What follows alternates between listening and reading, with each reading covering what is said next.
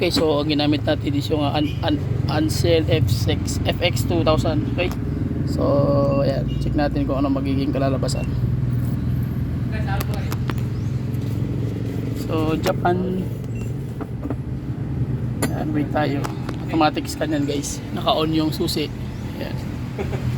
So automatic. Check natin kung anong kalalabasan ng code.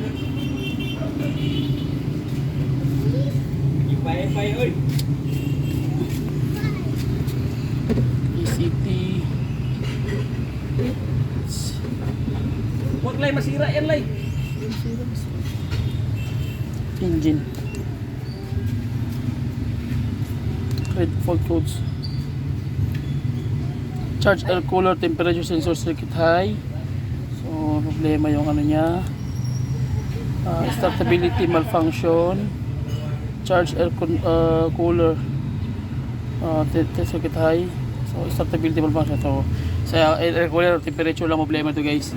So double check na natin yan. Pero at least wala na problema dun sa kanyang engine. Okay, so gawin natin kumbaga ano natin to, i-erase na natin yung code. So erase na natin. Temperature na lang yung natin i-fix.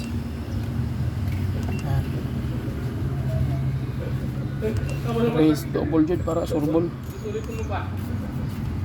Ito succeed, okay na. So sige.